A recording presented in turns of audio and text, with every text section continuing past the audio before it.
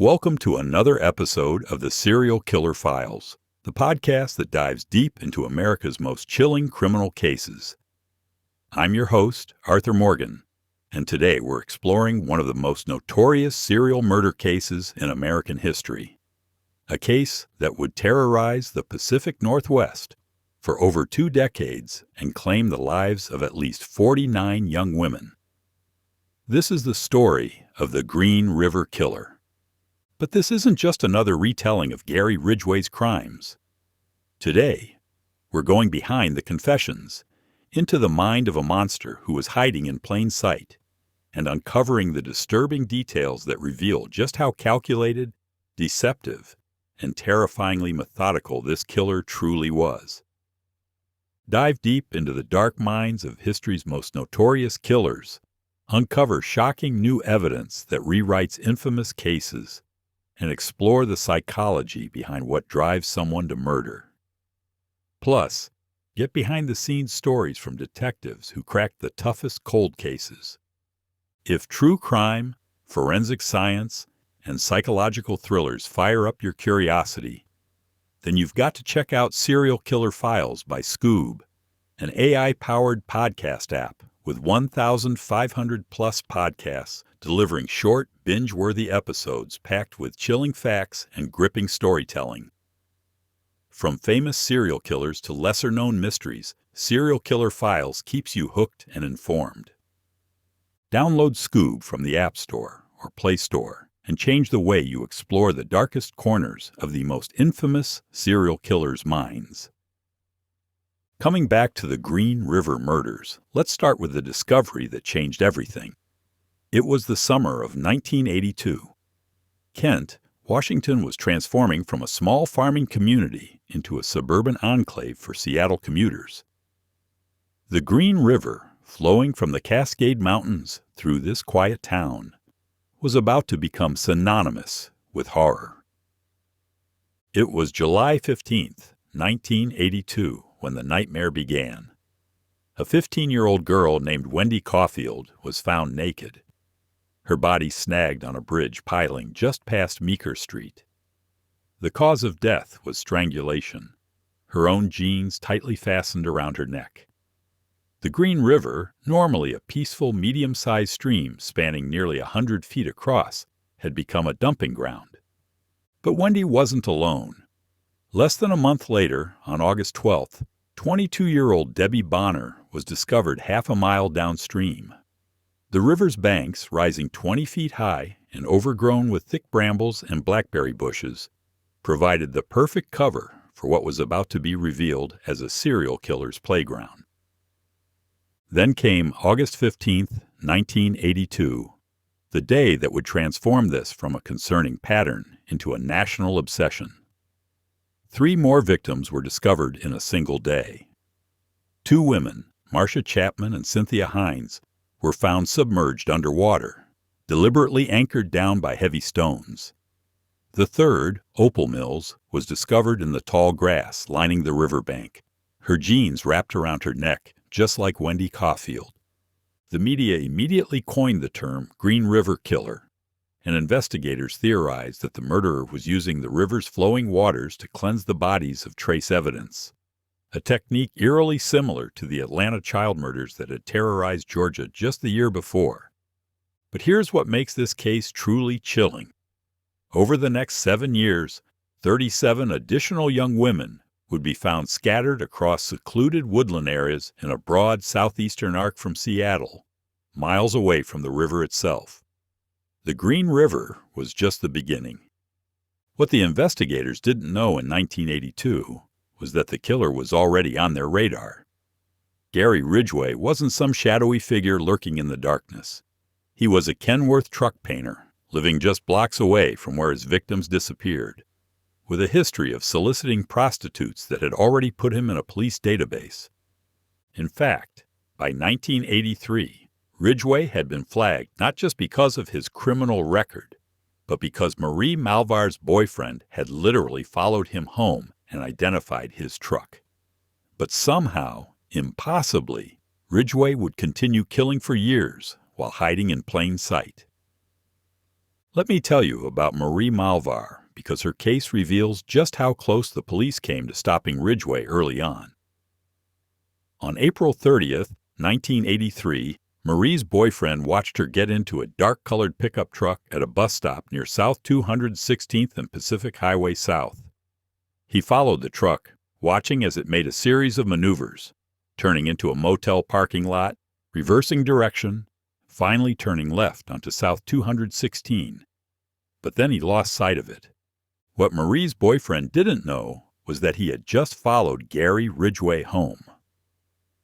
Ridgway lived 1 block south of South 216th, just off Military Road, approximately half a mile from where both Marie and another victim, Gail Matthews, were last seen. South 216th was literally the most direct route from Pacific Highway South to Ridgway's house. When Marie's boyfriend found what he believed was the same truck parked outside Ridgway's house at 21,859 32nd Place South, he called the Des Moines police. Detectives actually visited Ridgway's residence and saw his maroon 1975 Dodge pickup in the driveway. But Ridgway was prepared. He admitted to previous arrests for soliciting prostitutes, but denied picking up Marie. He lied about being unemployed due to a strike at Kenworth. But here's the detail that shows just how close they were to catching him. During that police visit, Ridgway was strategically standing against a fence in his yard. Why? Because he was hiding scratches on his inner left arm.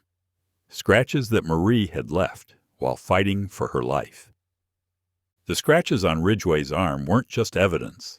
They were proof of Marie Malvar's courage. She had fought back fiercely, clawing at her killer with such force that Ridgway knew the marks would be impossible to explain away if questioned again. So what did he do?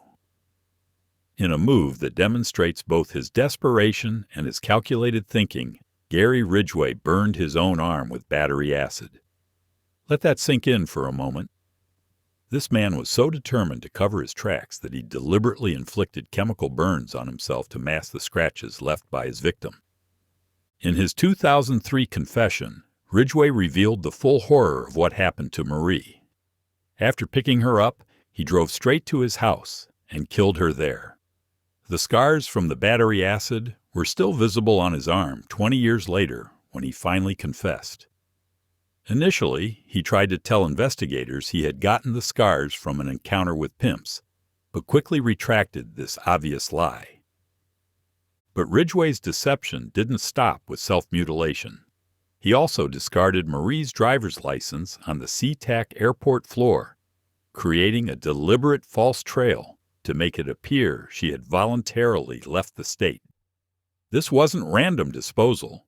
This was strategic misdirection, showing a level of criminal sophistication that would characterize his entire killing spree. The tragedy is that even with Marie's boyfriend's identification, even with the scratches and the suspicious behavior, Ridgway slipped through the cracks. And he would continue killing for nearly 2 more decades. March 3, 1983, reveals perhaps the most disturbing aspect of Ridgway's psychology: his insatiable appetite for murder. This was the night Ridgway attempted something he rarely tried: killing 2 women in succession. Alma Smith vanished from the Red Lion Inn parking lot at 188th Street and Pacific Highway South around 9 o'clock that evening. She was working alongside her roommate and closest friend, who had gone with a client, leaving Alma alone. When the friend returned 40 minutes later, Alma was gone. An eyewitness told her that Alma had left with a man in a blue pickup truck who resembled Gary Ridgway. What makes this case particularly chilling is what happened next. While Alma's friend was waiting and searching for her, the same man returned. He drove his blue pickup truck into the Red Lion Inn parking lot and approached Alma's friend, asking about a blonde friend, matching Alma's description perfectly. When she declined his advances, finding his behavior suspicious, he simply drove away. But here's what the police didn't know until Ridgway's 2003 confession. This wasn't just opportunistic killing. This was efficiency. Ridgway had already murdered Alma, disposed of her body at Star Lake, and returned to the same location within an hour to attempt a second murder. In his confession, Ridgway was almost casual about the details. He remembered that Alma did not lose control of her bowels when he strangled her, sparing him the necessity of laundering his bedding before disposing of the body. The entire process, pickup, murder, body disposal, and return, took him only about an hour. He was treating murder like a routine task. When Alma's roommate declined his second proposition that night, Ridgway admitted to investigators that he was frustrated. He had successfully killed once and was eager to kill again. The night had gone so smoothly that he was emboldened to try for a second victim. This reveals something terrifying about Ridgway's mindset. Murder wasn't just compulsion for him, it was efficiency. He had perfected a system and was proud of how quickly he could execute it. If true crime mysteries and real-life detective stories get your heart racing, then you need to check out Serial Killer Files by Skoob. From notorious serial killers to their twisted psyche, Serial Killer Files makes true crime stories fast, gripping, and impossible to stop listening to. Don't forget to like and subscribe to Serial Killer Files on Spotify, Apple Podcasts, and YouTube to never miss a chilling episode. Returning to the Green River murders, Gary Ridgway was a creature of habit, a methodical killer who followed strict rules to avoid detection. But on one night in April 1983, his compulsion to kill was so strong that he broke his most important rule: never pick up a victim in front of witnesses. 16-year-old Kimmy Kai Pitsor was downtown Seattle with her boyfriend when they had an argument about their relationship. In a moment of anger, she ran toward the street and got into an old green Ford pickup truck. Her boyfriend watched this happen, making him a potential witness, exactly the kind of situation Ridgway normally avoided. But Ridgway's confession reveals just how desperate he was that night. He told investigators he was frustrated because he had a strong urge to kill but could not find a victim. When he spotted Kimmy Kai, despite seeing her boyfriend nearby, his compulsion overpowered his usual caution. Ridgway was driving his girlfriend's light green 1970s Ford pickup with a silver canopy that night. He drove a short distance away and Kimmy Kai approached his truck. He promised to drive her back downtown after they finished, a lie designed to get her to his South Seattle residence where he planned to kill her. The psychological aspect of this case is particularly disturbing. Ridgway later told investigators he didn't want to waste time or money driving back to Seattle after they had sex. His priorities were clear: sexual gratification followed by murder, with efficiency being more important than the victim's life. What happened to Kimmy Kai's remains tells another story of Ridgway's calculated deception.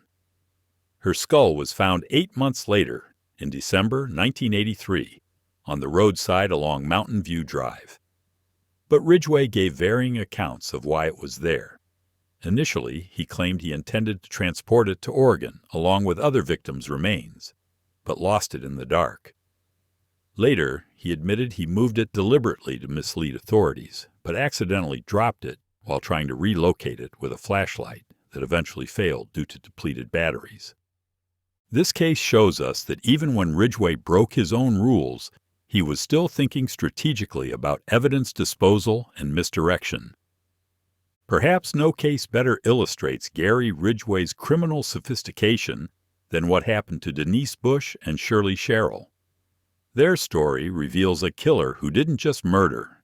He orchestrated elaborate deceptions designed to confuse investigators and extend his killing spree. Denise Bush disappeared on October 8, 1982, from the Moonrise Motel on Pacific Highway South. She had gone to buy cigarettes and never returned. Ridgway, who was off work that day claiming an eye ailment, had bought $26 worth of gasoline from a station near the hotel, tying him to the area during the critical time frame. The day before Denise's disappearance, she had been seen with a man at the 7-Eleven across from the motel. Her friend described this man as approximately 5 feet 10 inches tall, between 29 and 30 years old, wearing a blue plaid shirt and boots. Most importantly, she described him working on a dull or dirty green GMC truck with oxidized paint, and noted that he deliberately avoided eye contact by hiding his face under the truck's hood. When shown a photo lineup in the 1980s, Denise's friend identified Gary Ridgway as the man who had conversed with Denise shortly before she vanished. But here's where the story takes a truly sinister turn. Nearly 3 years after Denise and Shirley disappeared, their skeletal remains were discovered in June 1985 along a rural road in Tigard, Oregon, just south of Portland. This initially led investigators to believe the Green River Killer had expanded his territory southward. They were wrong. This was all part of Ridgway's plan.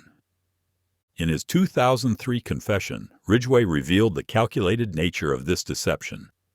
He had murdered Denise at a location within a brief drive of Pacific Highway South and 144th Street, where he had previously abducted other victims. But instead of leaving her body there, he transported her remains to Oregon as part of an elaborate ruse. The evidence that proves this deception is particularly disturbing. In February 1990, more of Denise's remains were found close to Pacific Highway South in Tukwila, Washington.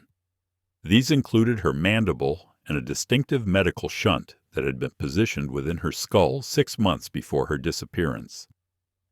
The presence of this shunt proved conclusively that Denise's body had initially decomposed in Tukwila, with Ridgway later transporting only some of her bones to Oregon. But perhaps the most chilling detail is how Ridgway accomplished this transport. He moved the remains during what appeared to be a family camping trip with his son in the spring of 1984. The bones were hidden in the trunk of a Plymouth Satellite alongside his son's clothing and bicycle. Ridgway took precautions to leave no financial trail, using only cash for all trip expenses. His son later remembered this impromptu Oregon trip, having no idea he was traveling with evidence of his father's murders. Some of Ridgway's crimes reveal a pattern of behavior that goes beyond murder into the realm of psychological warfare against the families of his victims. The case of April Beatram illustrates this disturbing tendency. 17-year-old April left her home in Spokane in July 1983 and ventured to Seattle, where she quickly became involved in prostitution. Within roughly a month of arriving, she became another victim of the Green River Killer. April was last seen on Rainier Avenue South on August 18, 1983, after being released from juvenile detention on prostitution charges. The person who claimed to be her pimp saw her for the last time somewhere on Rainier Avenue South before September 1st. But he didn't file a missing person report, assuming she had simply run away. It wasn't until March 1984 that April's mother officially reported her missing. In his 2003 confession, Ridgway acknowledged April's photograph and recalled picking her up on Rainier Avenue. But what makes April's case particularly disturbing is what Ridgway did with her remains. Ridgway told investigators he might have buried April beneath a fern near Lake Fenwick, or alternatively, that she could have been placed at the Leisure Time site near the intersection of Interstate 90 and Highway 18. But then he revealed something truly sinister. He had revisited the Leisure Time site in the spring of 1984, about 8 months after initially leaving a body there. By that time, only a few skeletal remains remained, including a skull. Ridgway confessed that he collected this skull and moved it, along with other victims' remains, to Oregon during his weekend trip with his son in 1984. According to his admission, he abandoned the skull near an off-ramp of Interstate 5, a location that has never yielded any discovery. Think about this for a moment. Ridgway was so committed to confusing investigators that he was willing to return to decomposing crime scenes, handle skeletal remains, and transport them across state lines. This wasn't just about avoiding detection. This was about actively misleading the investigation. April Buttrom's skull has never been recovered, making her one of the few victims whose remains are still incomplete. This isn't because Ridgway forgot where he put it. It's because he deliberately disposed of it in a way that would never allow for recovery. Sometimes the most revealing details about a killer's psychology come from the seemingly small actions they take. The case of Marta Reeves provides one of the most bizarre and telling examples of Gary Ridgway's mindset. Marta was 36 years old in early 1990, living separately from her husband and 4 children due to her struggle with cocaine addiction. She had left the family home in May 1989 and was supporting herself through prostitution in Seattle's Central District. The last known contact between Marta and her husband occurred on either March 5th or 6th, 1990, when she called seeking financial assistance. When he refused, she mentioned that she would be working throughout the night. This was the last communication he would ever have with his wife. About a month later, something extraordinary happened. Marta's husband received a piece of mail from the United States Postal Service containing her driver's license. Just her license, nothing else. When Marta's skeletal remains were found months later near Highway 410, investigators were puzzled by this detail. Why would the killer mail back a victim's identification? The answer came in Ridgway's 2003 confession, and it reveals a mind that found psychological satisfaction in tormenting the families of his victims. Ridgway admitted to putting a woman's driver's license into a mailbox on 1 or 2 occasions, though he claimed he couldn't provide a clear motive. When pressed by investigators, he speculated, "I don't know. Get back at the family or something. I don't know." But this casual dismissal masks something much darker. Ridgway drew detailed maps showing exactly where he left Marta's body, describing a looped road on the southern side of Highway 410, accurately indicating how he pulled the body approximately 30 feet into the woods.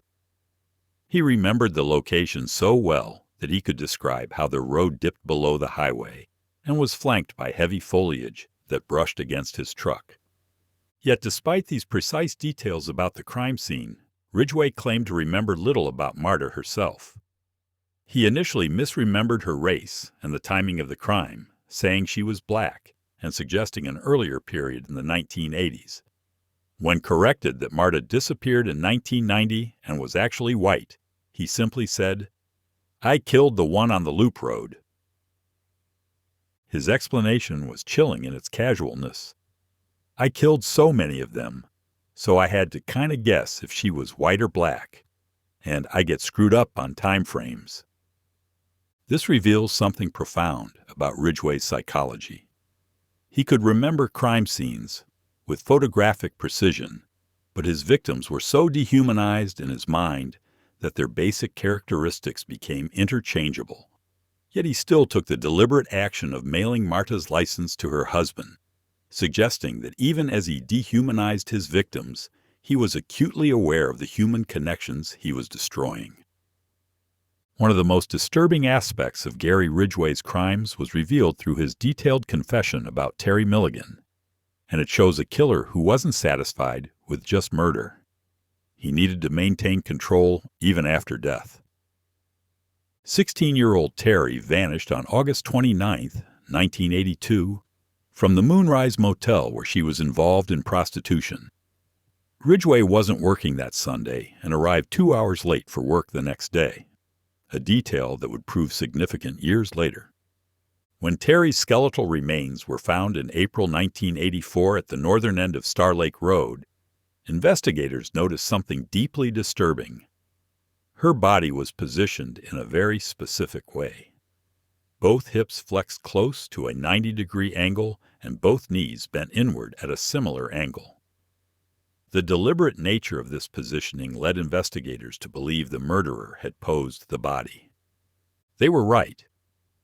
In his 2003 confession, Ridgway provided details that only the killer could know.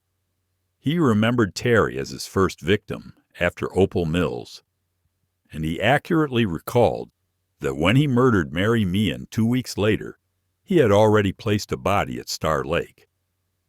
But it's what Ridgway revealed about his post-mortem behavior that truly illustrates the depths of his depravity.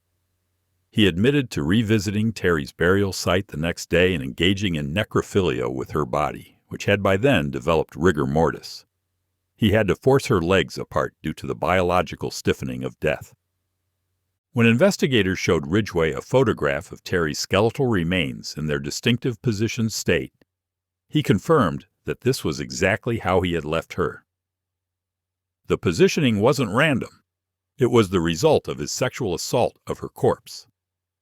This revelation shows that for Ridgway, murder wasn't the end of his interaction with victims. He returned to crime scenes not just to move evidence, but to continue violating his victims even in death. The posed positioning of Terry's remains wasn't about sending a message to investigators. It was about Ridgway's continuing need for sexual control over his victims. Near Terry's remains, investigators found a striped blouse with buttons wrapped around her neck and upper arms, matching the description of what she was last seen wearing. Ridgway remembered leaving this blouse and recognized it when shown a photograph 20 years later, saying he had left it there in a hurry because he wanted to exit the area where he had been seen with Terry. This case reveals that Ridgway's careful planning could be disrupted by unexpected circumstances, but even then, his primary concern was avoiding detection while maintaining his ability to return to the scene for his own disturbing purposes. One of the most fascinating insights into Gary Ridgway's psychology comes from a case where he vehemently denied involvement, the murder of Amina Agashev. This denial, which puzzled investigators given his plea agreement requiring full confessions, actually reveals crucial details about how Ridgway selected his victims and what drove his murderous compulsions. Amina Agashev was 36 years old when she was killed, significantly older than Ridgway's typical victims. Ted Bundy, who was consulting with law enforcement on the case, made a particularly insightful observation about this. Bundy suggested that Agashev's age should have indicated to investigators that she didn't fit Ridgway's victim profile, as he predominantly targeted teenagers and young women. During his post-arrest interviews, Ridgway consistently denied involvement in Agashev's murder, which was unusual given the terms of his plea bargain. His deal required full, truthful confessions to all his crimes to avoid the death penalty. Ridgway freely admitted to crimes that police didn't even know about, making his obstinate denial regarding Agashev particularly noteworthy. His statement to investigators was revealing. "I have pride in what I do. I don't want to take it from anybody else." This suggests a complex relationship between Ridgway's ego and his criminal actions. He preferred accuracy to falsely inflating his crime count, showing that even in confession, he maintained a disturbing professional pride in his murders. But Bundy's analysis went deeper, touching on the psychological roots of Ridgway's victim selection. Bundy suggested that Agashev didn't just fail to fit Ridgway's victim profile, she actually repulsed him due to her age. This aversion might have had deeper roots tied to Ridgway's relationship with his mother. According to his mother, Marcia Winslow Ridgway, Gary's childhood was dominated by a woman who often dressed provocatively and controlled the household environment through intimidation and violence. She once broke a plate over her husband's head during an argument. Even more disturbing, Ridgway confessed to having violent sexual fantasies about his mother, including imagining sewing up her vagina. These confessions provide insight into Ridgway's conflicted emotions toward women and suggest that his violent tendencies toward certain types of women were linked to unresolved issues with his mother. His preference for younger victims wasn't just about ease of manipulation. It was about avoiding women who reminded him of the source of his deepest psychological conflicts. Ridgway's denial of Agashev's murder wasn't just about legal strategy.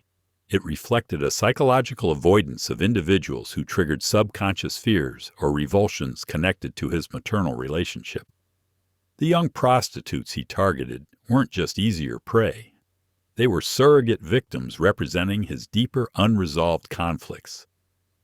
This psychological insight helps explain why Ridgway could maintain such emotional detachment from his crimes, while simultaneously showing precise recall for crime scenes and methods. His victims were dehumanized not just as individuals, but as representations of psychological targets he couldn't consciously confront.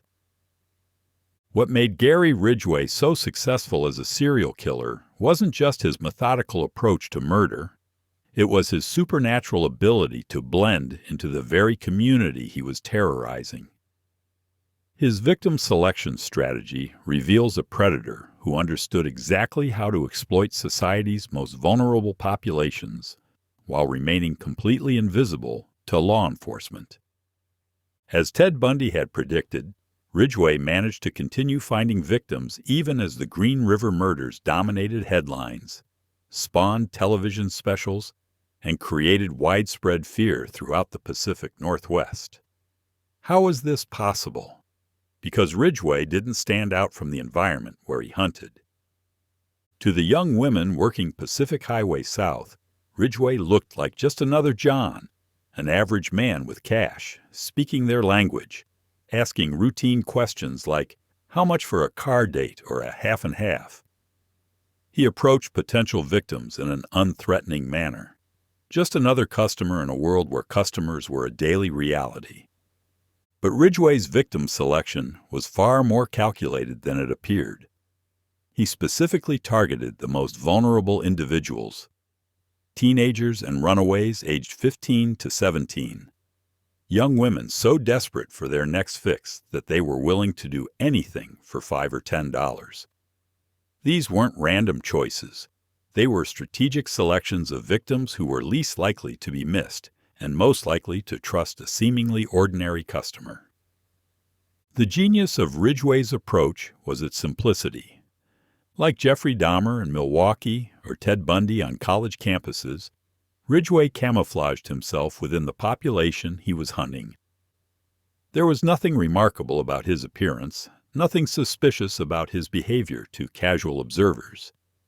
He was the embodiment of Hannah Arendt's concept of the banality of evil, a monster hiding behind the mask of mundane normalcy.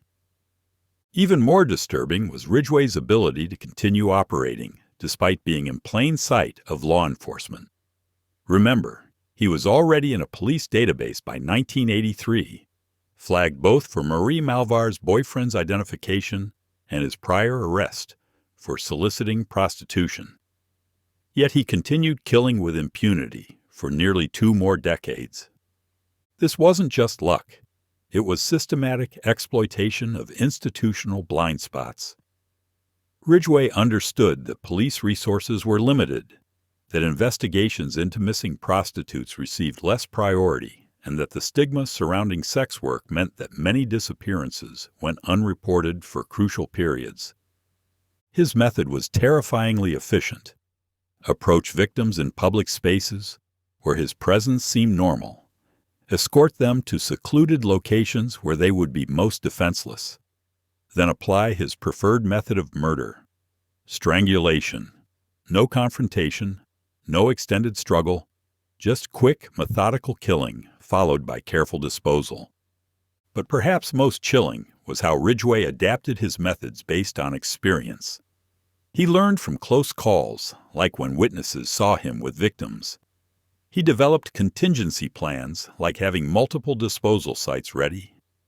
He even created elaborate deceptions, like moving remains to Oregon, to confuse investigators and extend his operational window.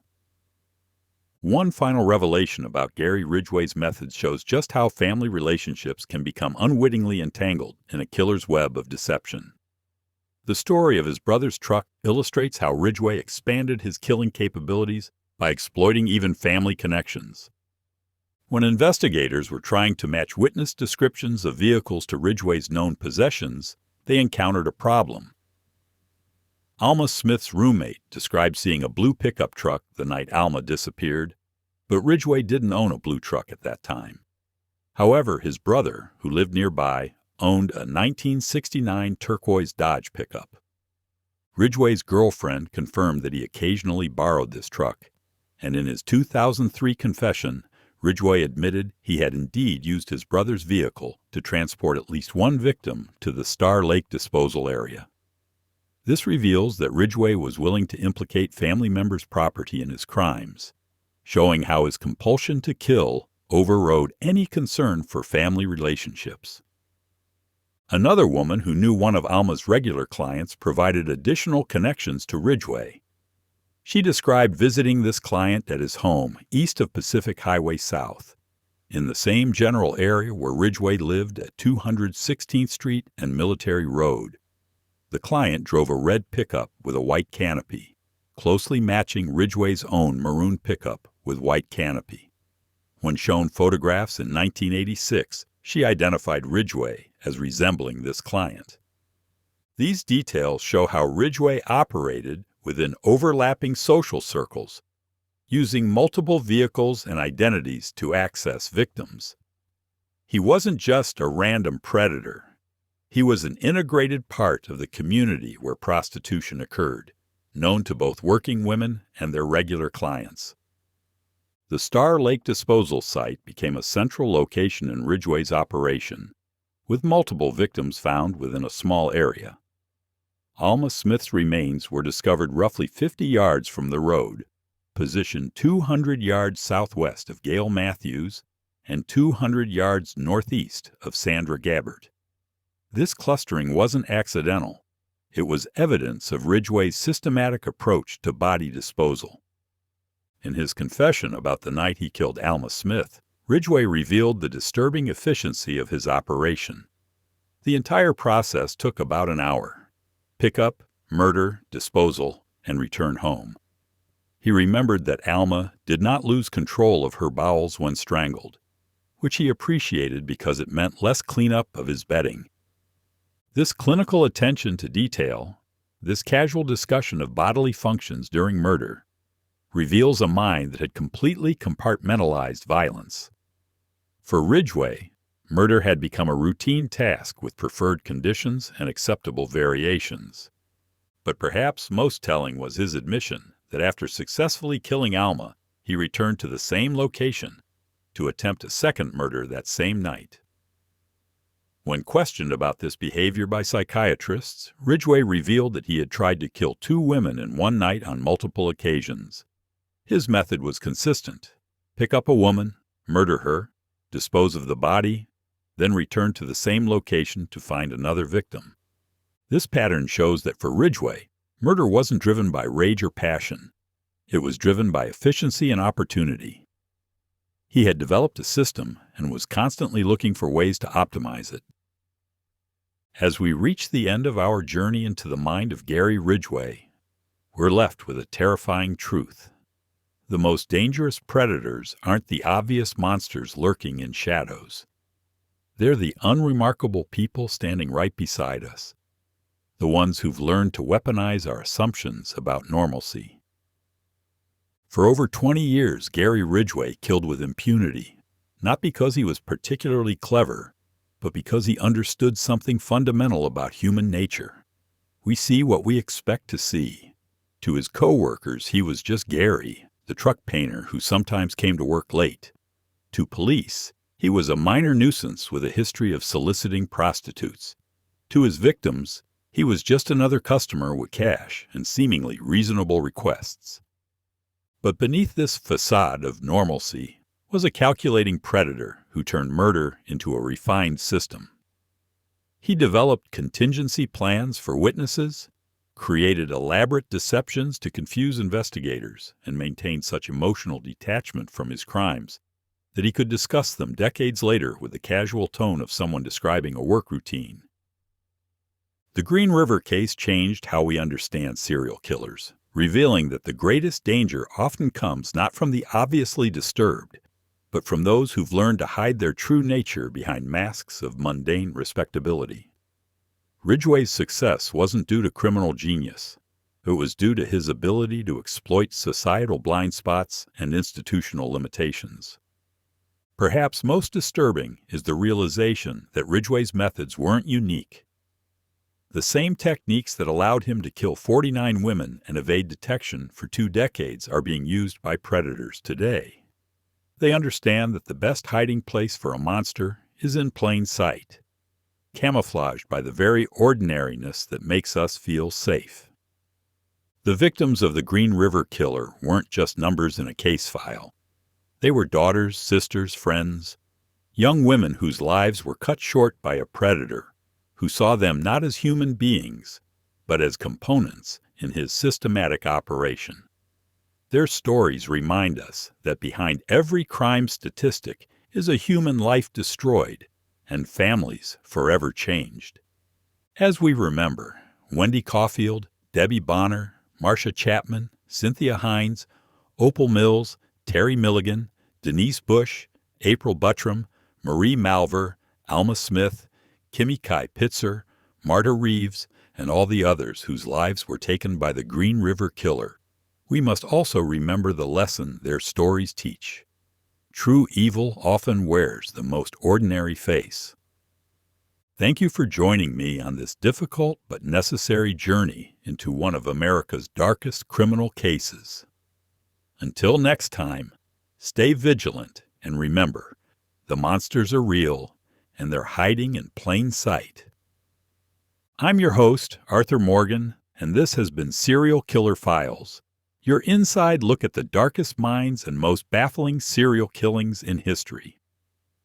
If today's episode made you think twice or sparked your curiosity about what drives killers, don't forget to like, follow, and subscribe on Apple Podcasts, Spotify, YouTube, or wherever you listen.